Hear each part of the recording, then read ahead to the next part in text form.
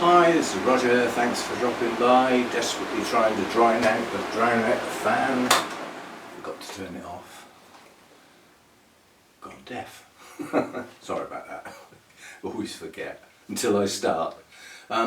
Right, Sunday chat on a Monday this time. I know it's not as good. I know there are people that like to water their orchids while listening to and semi-watching the Sunday chat. And it's not the same if it's not on Sunday, I understand. But in this particular case there wasn't much I could do about it.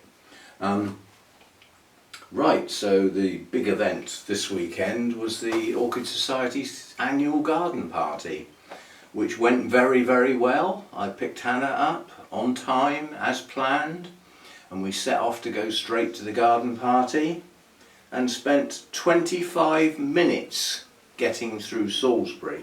And that was using the ring road. Traffic in that town is atrocious, and it's a planning issue. Planners who get things big deal wrong like that should not have a job in planning ever again. They should be out. Basically, they built a ring road which joined several bits together and bypassed the town, as ring roads do. But one of the first major intersections on that ring road was the A36 coming in from the Southampton direction, from Romsey basically, and they decided to put a huge big industrial estate out there with all the retail things that people like to use, all the, you know, the DIY stores, all the supermarkets, all the things like that, and they put them just up the road from this major junction. So you've got people coming in from several directions to this roundabout, basically, junction, to go to that retail park, yeah? And they block the ring road. This is the through traffic, and everybody wanting to go over there comes around here and doesn't leave a gap. So you get massive tailbacks. We started queuing to come into Salisbury on the outskirts. You come out of the countryside and you climb up a hill. It's actually, what's it called? I've forgotten. But it's an ancient fort, the hill, the top of the hill. And there's a nice big pub set back like that. And then you're into the houses. We queued from there right through and out the other side. 25 minutes to do probably less than 2 miles. So we didn't get to the garden party early, as was planned. The idea of being early was to go and film Alan's grow space. Well, we got there just after 12, which was the start time. We were planning to get there 11:30, but as you can see, we lost nearly half an hour. But nonetheless, Alan was still down there watering, and the few people that had arrived had made themselves comfortable in the best seats in the shade. I don't think they wanted to get up. So basically I went down and had a chat with Alan and said, is it okay if I film? He said, yeah, I'll get out your way. And he said, I'll stop anybody coming down. So I had his grow space to myself. That video clip was posted yesterday in lieu of the Sunday chat. So if you haven't seen it, that's a look at my friend's grow space and some of his rather bedraggled, heat-frazzled plants, which is very sad for such a good grower, but we can't control the weather. And today is a little bit cooler than it was yesterday. Yesterday's heat messed up part of the day. I'll tell you about that in a minute. But basically, tomorrow gets hotter and then we go into another heat wave. That's the 5th one this year. And as I said, I'm heading up towards 60 days with no rain. There's an official site in the south, Wisley, where they're monitoring the rain, and they're up to about 55, 56 days now. But yeah, we will be up to the mid-30s, middle of the week. And I might not be excluded this time, because normally there's a little band. You've got this big bulge of heat that sort of tails off, and there's a little strip along the coast where I live that starts to go up towards Wales that's always a few degrees lower, and that bit is not there at the moment, that little strip, so I might actually get quite hot temperatures. Just have to live with it. I've learnt to manage out here. I open the door, put the fan on full blast, and the sun, what is the time now? I know it's gone lunchtime, well gone lunchtime. It's nearly 2:30, and the sun is already moving across. So that corner over there is now in shade. Yeah? So in probably an hour and a half's time, the sun will be gone. And it hasn't been there that long. Yeah? So the amount of time that the sun spends on the roof is greatly reducing at quite a rapid rate. And also it doesn't come right up to the halfway point anymore. It's quite a bit down. So even though we've got the heat, it's not getting into the grow space as much as it has been back in sort of June into July.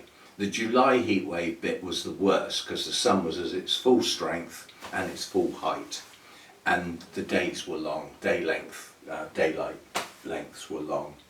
So that was when it was at its worst. It's getting better now all the time, so we're okay. Hannah was obviously down for the weekend. We spent yesterday messing about in the garden, and Hannah came up with one of her absolutely brilliant ideas, which probably a year or so ago I wouldn't have agreed to.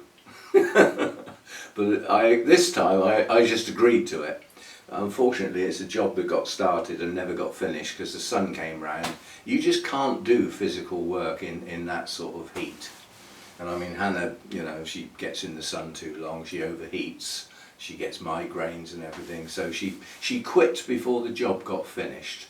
But it's been started and made a hole in.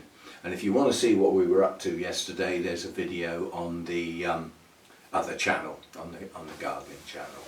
So I just had a look around the garden. I did some work, and Hannah did some work, and we've got one job half done, but you don't need to see it completed to know what it's going to look like when it's finished. And the job that I did is sort of finished. So we did something.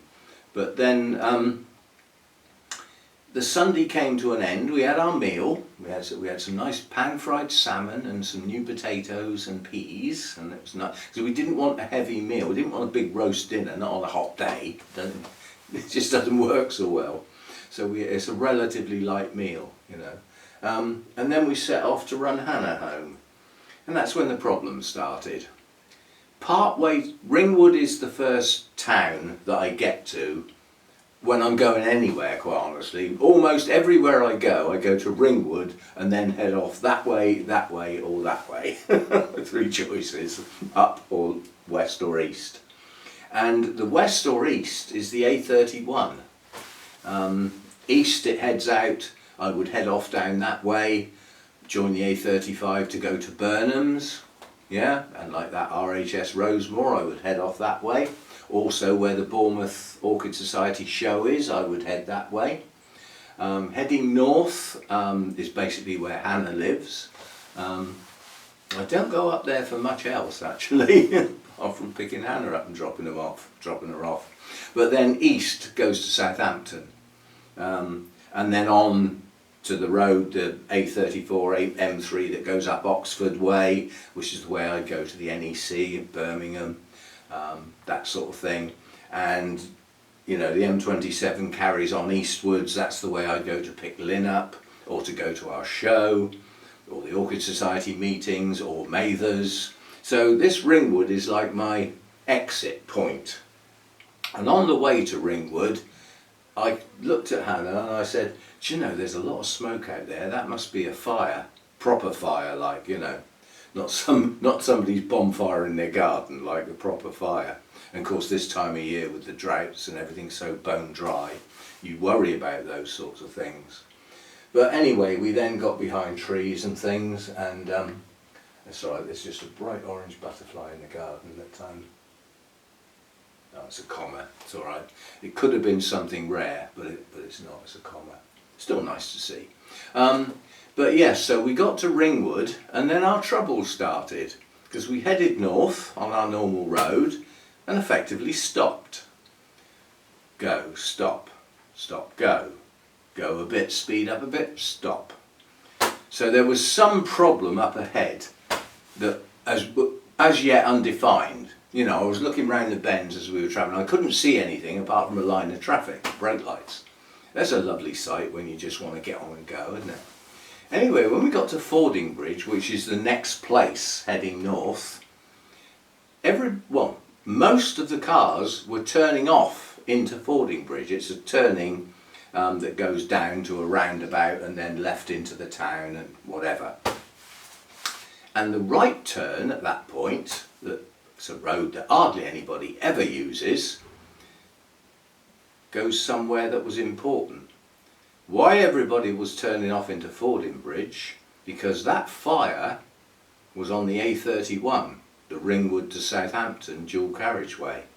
Basically a van or a lorry. I love the media. Your job is to report stuff.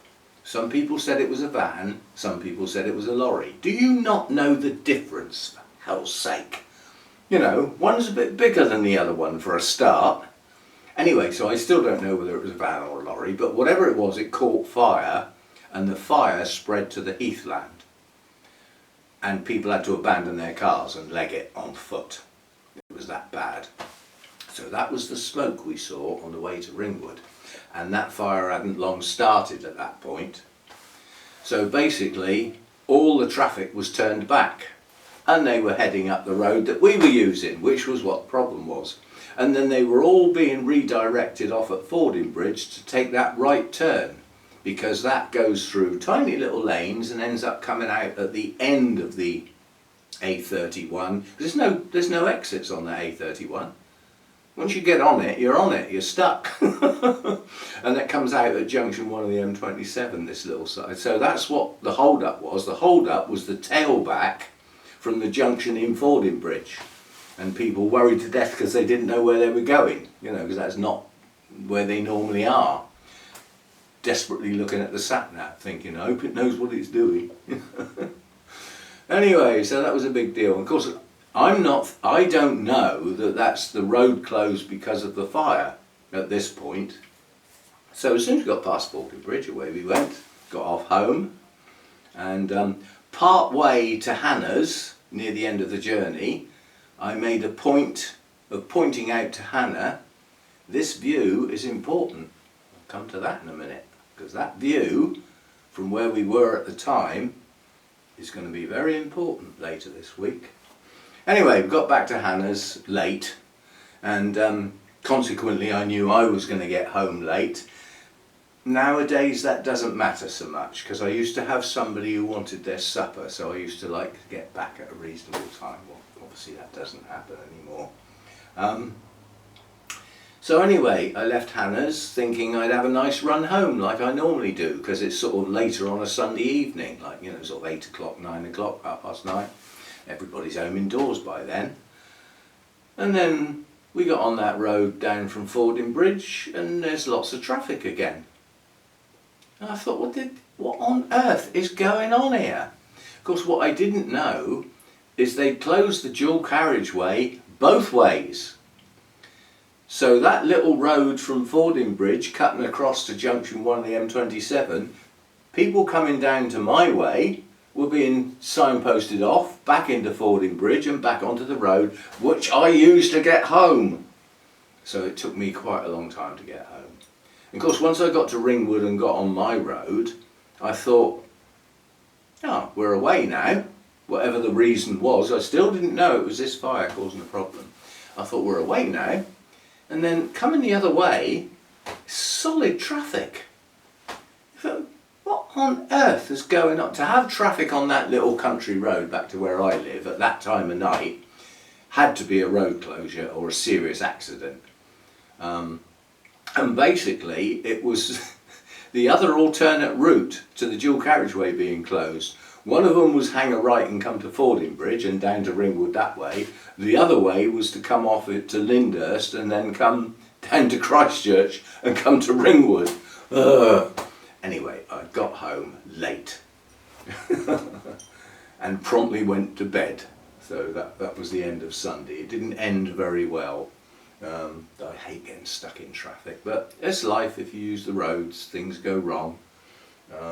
That fire has been on the national news today as well as on the local news. Fire crews are still there today, Monday. I've just seen the lunchtime news, they're still there. They still haven't got it under control. So once it gets onto Heathland with gorse and stuff like that, plus it's a massive area with no roads, there's no access. There's a couple of cycle tracks, but it's just a very large area of the New Forest with virtually no through roads. There's no access at all. It's footpaths and things like that. So obviously the fire trucks and that are having difficulty getting out there. And obviously with the drought everywhere like that, there's nowhere to top up with water. There's no rivers in that area at all. So they're stuck. Once they've squirted all their stuff, that's it. You have to go back and get some more. So yeah, the fire's still burning. And that's heathland, a rare habitat, you know, wildlife and all that sort of stuff. Always feel sad about the wildlife, you know. Some can outrun it, some can get up and fly away from it, but others just, you know, the fire outruns them, so they're just gone. So that was the hassle yesterday. Yesterday taking Hannah home anyway. The day was okay till the journey. Now I've got a month now of nothing. We looked at the calendar to work out when Hannah was going to come down again. I've got Wessex Bonsai Society the last Sunday of this month, which I'm going to go to. There's nothing stopping me, and also it's my friend Malcolm that I've known for donkey's years is actually doing a talk on pines and, you know, caring for pines and maintenance and all that sort of stuff, which I want to see. I have an interest in that, so I should be going to that. But then there's nothing until the second Saturday of the month when the Orchid Society has its next meeting. There's nothing in between. I've got clear weekends all the way down through there. So we need to get some trips to the recycling centre done and get that all cleared out. So I will try and get that done. But I'm not doing it in this heat. You know, it's in full sun where the recycling centre is. Plus loading up the car and everything. So we won't be doing that until it cools off a bit. Or just do it on a weekday early in the day. I think it opens at 8. You know, if I got out there and loaded up the car at 8 o'clock, I could wend me way over there. But that'll be in the busy traffic time of day. But so be it. You just plod away at it, don't you? You know, if the traffic's heavier and you're not in a rush, you just sit in it and plod along. Not the end of the world. So that's that. Right. Journey home with Hannah, when we got to this certain point and I pointed out the view, why was that important? That was important for Wednesday. Wednesday at about 7:10 in the evening, we've got a 90+% solar eclipse. Now the sun at that point, at that time of day, at this time of year, is going to be past west but not northwest. It's going to be about in between at that time of day. So you need a reasonably clear view out to the west. And this, where I pointed it out to Hannah, is a hilltop that tails away to the horizon. Unfortunately Hannah won't be able to get there, I don't expect, but she has found somewhere she can walk to that should give her a... Although there's houses, it's a recreation ground, so a large area of grass, sort of football fields and stuff like that. Now although there's houses surrounding it, if you get far enough away from houses, the angle of view to the sky is you know, it's like that instead of like that, isn't it? You know, so she's found somewhere she thinks she can get. And what I've done, I'm not travelling to see it. At first I thought I'll go down to the coast and I'll watch it there. And then I went, duh, it's the south coast. It faces south, not west. Or northwest, northwest. West-northwest is really where it's going to be, proper term. But I had a look, once I found out about this, I had a look out in the front. From the carport, the other side of the road are some garages, 2 rows of garages, and then an open bit of sky. See, out in the back garden, this big tree here that I'm always moaning about, there's another one there. The sun will be behind that. So I won't be able to see anything from the back garden. But from the front, in the carport, I think I'll get a good view. And if I can, I'll put the camera on the tripod and see if I can film some of it. Because I mean, a lot of people live in a part of the world where there's never been even a partial solar eclipse. And for us to get one that's sort of 90+% in the UK is pretty uncommon. Now it's coming down from Iceland and Greenland, the full eclipse path. It goes just to the west of England, so we're not going to get the full eclipse. And then it goes down over northern Portugal and Spain before it stops. So northern Portugal and parts of Spain are going to get the full eclipse. People will travel to see that. It's such a rare event. And normally it's in the middle of the flipping ocean. You know, it's in the middle of the Pacific or something, you know. So anyway, that's on the 12th, on Wednesday the 12th, early evening. I will do my best to see it, and I will try and film some of it. I'm not filming an hour and a half of it from when it first takes a bite out of the sun to when it leaves it the other side. But I'll try and get some of it. And then, for the hardy, that night is the peak of the best meteor shower over the UK.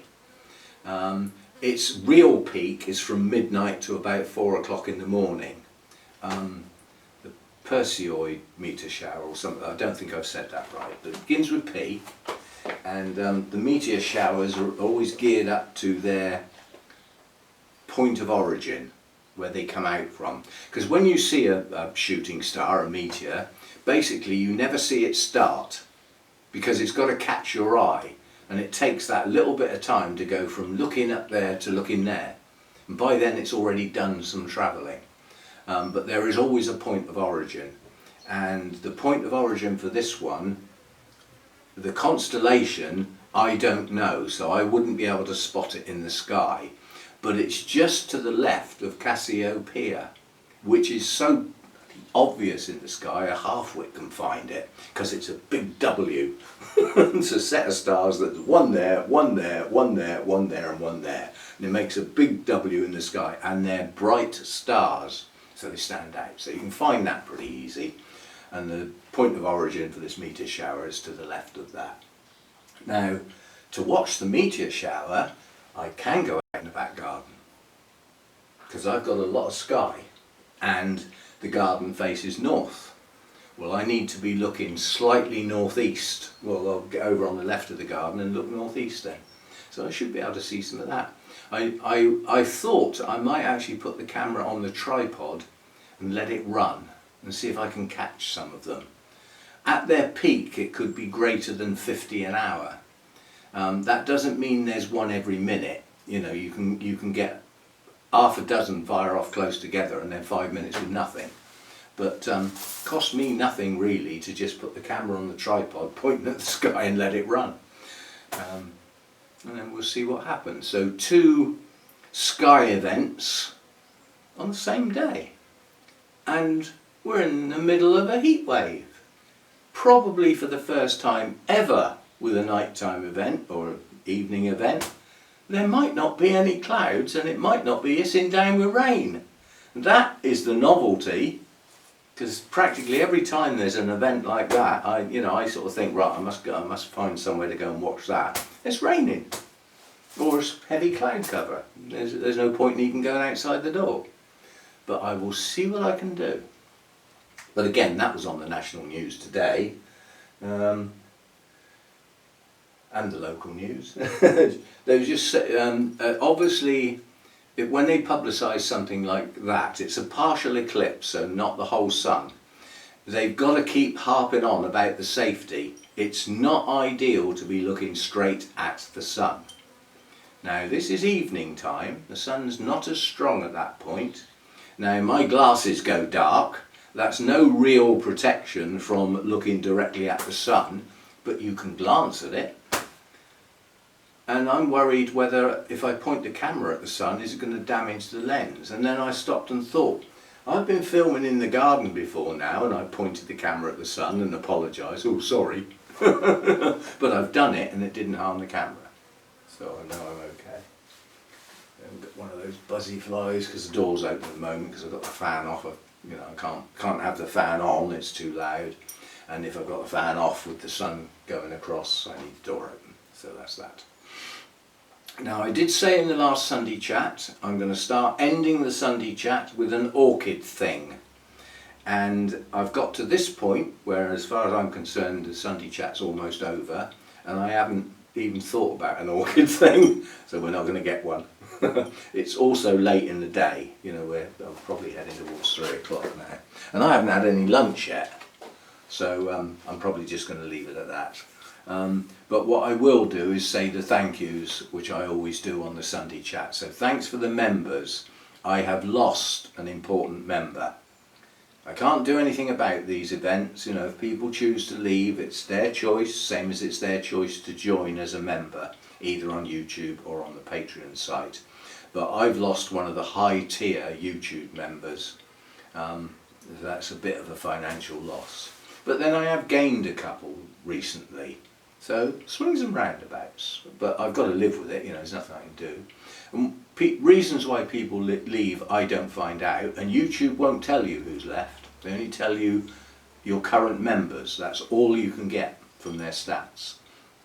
So to find out I have to find out who's left, because I've got to adjust the roll call at the end and remove their name. The same as when new people come. I've got to find them to be able to adjust that roll call.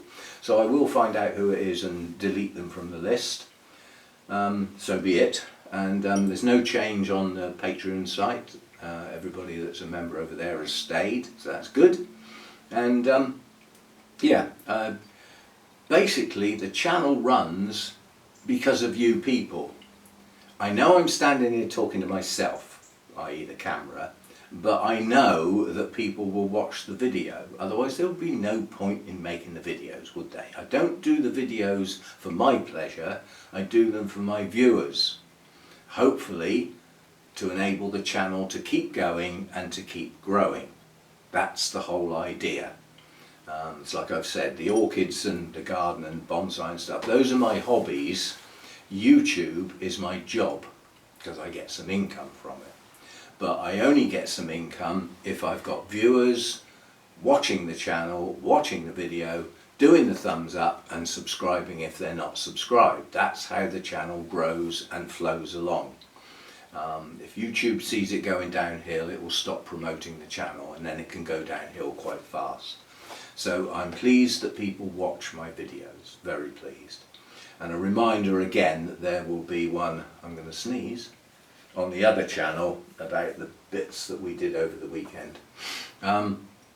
There was also, if you didn't catch it, a nature video on the other channel a couple of days back, which it was airborne visitors, so obviously flying visitors, but not birds. And there's something quite rare and unusual in amongst that one, if you haven't seen that one. But that's there as well if you haven't seen it. And I've got some bonsai work to do this week. If I can organise it such that I can get the trees in here early enough in the day that it's cool, because they're heavy enough to lift, you know. So yeah, we've got a bit of that to do. So thanks for watching. Thanks for the members, it is appreciated. You had your members only video not too long ago, managed to do that one. And thanks for just generally being around the channel. Even if you don't watch a whole video, if you just watch some of it, always remember to try and do that thumbs up though, even if you only watch 10 seconds of the video, because that does actually help. You know, it does actually help. And yes. Yeah, I'm going to leave it at that. I don't know how long we've been running. Oh it's a half an hour video. That's a short Sunday chat. But you had part of a Sunday chat yesterday, on Sunday, when it should have been. And this is on Monday. Unfortunately, that's just how it went. So, yes, I shall see you next time. Thanks for dropping by. This is Monday, which is normally my day off, but I am actually filming, so there will probably be a day off later in the week. And as far as videos are concerned for the rest of this week, I don't know what else I'm going to film this week yet. I haven't made my mind up. So we shall see how that goes. And in the meantime, enjoy yourselves. And certainly if you're in northern Portugal, parts of Spain, or the UK, or Iceland or Greenland, then just remember that there's either a total or a partial eclipse passing your way on Wednesday this week, later in the day. Some people may well have never seen one, but here in the UK in the evening like that, a 90% plus eclipse has quite a dramatic effect. Nature will respond, the birds will stop singing and head for their roost. Farm animals and things like that will settle down for the night. They'll lie down if that's what if they're out in the fields. They'll have quite a dramatic effect because of the light loss at that rate. Nature will believe it's about to be night time. And then they'll have to wake up again for an hour or so. But yeah, it's quite a dramatic effect, you know, depending on where you are. Where I am, there won't be any dramatic effect because I'll just be out in cardboard. But yeah, it's got to be worth trying to see if you can, if you're in that path. There's plenty, if you look it up online, solar eclipse 12th of August 26, you'll find the maps, you'll find all the information you need to know, and also about the meteor shower as well, hitting its peak on this day. And again, with that meteor shower on Wednesday night, if you miss it, there'll still be some on Thursday night. It's not a one night event, it's over a period of time. That's just its peak happens to be on Wednesday. So I shall try and possibly film both of them. I don't know what sort of thing I'll get, but you know. Trouble is with the camera pointing at the sky, ambient light that my eyes don't take much notice of, the camera will probably pick up on and it will dominate, and the sky might end up looking bright. You can't even see the stars, because I've never tried it, but we might give it a go. And in the meantime, enjoy yourselves, enjoy your orchids, and if you're involved in any of these flipping heat waves, try and keep yourself cool and keep yourself comfortable, and do what you can with your orchids, you know, to try and survive the heat. A lot of mine have just stopped growing. They've just closed down basically. Hopefully they're going to open up again, but there's no rain and no end to this heat right through to the end of this week, and there is no information beyond that. So I still don't even know how long this is going to go on for. But yeah, Tuesday we move into another heat wave, peaks on Thursday, so that's most of this week then, isn't it? Not good. See you next time. Thanks for dropping by.